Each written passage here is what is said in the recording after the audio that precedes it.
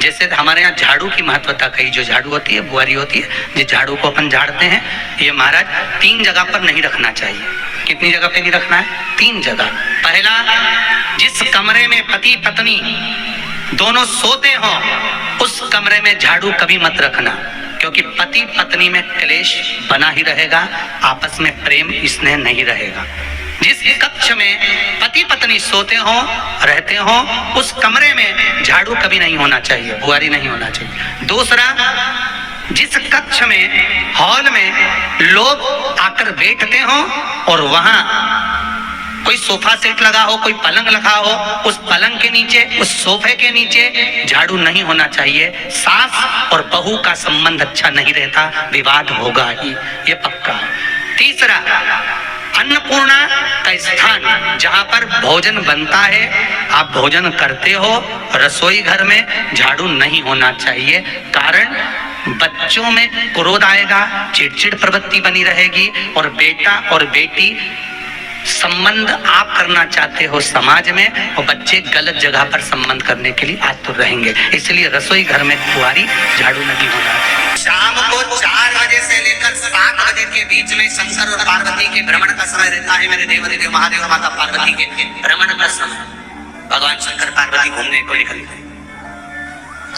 इसलिए हमारा सनातन धर्म कहता है शाम के समय पर माताओं को झाड़ू नहीं लगाना चाहिए, शाम के समय पर माताओं को चूड़ी बिछिया नहीं बदलना चाहिए, शाम के समय पर माताओं को मांग में सिंदूरा नहीं भरना चाहिए, शाम के समय पर माताओं को बाल नहीं बांधना चाहिए, शाम के समय पर माताओं को चौखट पर नहीं बैठना चाहिए। उसका कारण क्या है? क्योंकि पार्वती जी ने भगवान भोलेनाथ जी से कहा था कि तुम मुझे रोज शाम के समय प्रदोष काल में भ्रमण के लिए लेकर जाते हो, मेरे लिए आज्ञा क्या है? शंकर भगवान ने कहा, सुनो पार्वती, मंदिर के अंदर नंदी रहता है, जाने वाला यात्री जब मंदिर में मेरा दर्शन करने आता है तो नंदी के कानों में कहकर जाता है कि शिव जी को मेरे यहाँ लेकर आना।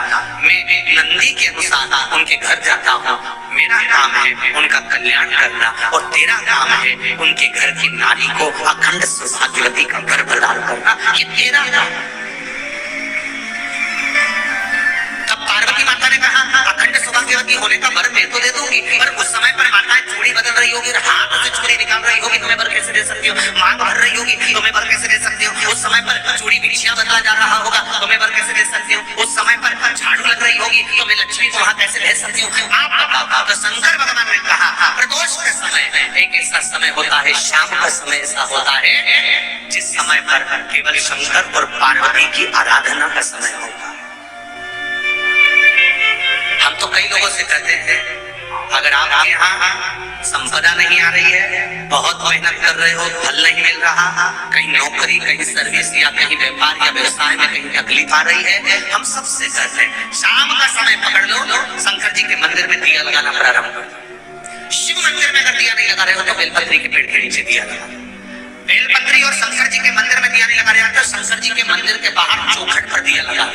इतना भी नहीं कर सकते तो अपने घर के बाहर अपने द्वार पर दिया लगा दो, और शंकर जी के नाम का श्री शिवाय नमस्तुभ्यं बोलकर शंकर भगवान को याद कर कर, अपनी कामना कर कर, बाबा का स्मरण कर कर, पंचाक्षर मंत्र नमः शिवाय, षडाक्षर मंत्र ओम नमः शिवाय, द्वादशाक्षर मंत्र ओम नमो भगवते वासुदेवाय, जो मंत्र तुमको याद है उसका स्मरण कर कर, लक्ष्मी हो चाहे नारायण हो चाहे राम हो चाहे कृष्ण हो, स्मरण कर कर शाम के समय बाहर दिया लगा दो, दरवाजे के पास लगा दो। वो सुनेगा जरूर, आएगा तो उसका वेलकम जरूर होगा, और वो कुछ देकर चल जाएगा। नियम क्यों बनाओ?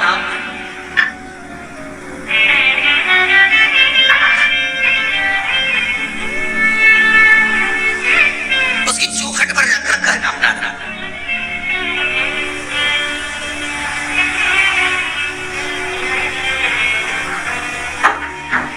बृहस्पति महाराज ने कहा कि शाम का समय जो प्रदोष का समय होता है उस समय पर इंद्रदेव तुम शंकर जी की आराधना करो। शिव आराधना से शंकर जी जो मार्ग प्रशस्त करेंगे, शिव आराधना से जो शंकर जी कहेंगे वो तुम करना। ठीक है, आराधना करी बाबा भोलेनाथ जी।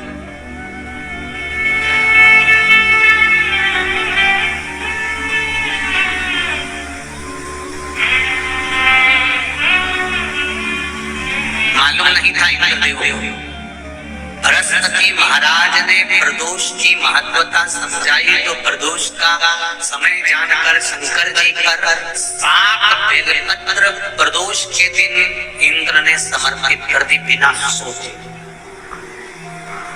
कितनी बेलपत्र? 7। प्रदोष का व्रत करो चाहे ना करो, मंदिर में चढ़ी हुई बेलपत्र को उठा लो,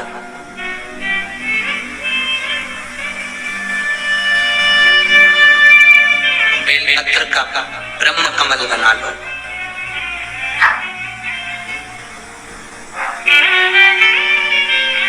ब्रह्म कमल का मतलब होता है डंडी बीच में रहे, आसपास पत्तियां रहे। 7 पत्ती का ब्रह्म कमल बनाकर, जैसे ये पत्तियां हैं एक जैसी रखी हुई हैं, तो इसको फैला लिया, 7 पत्ती को आपस में फैला ब्रह्म कमल बना।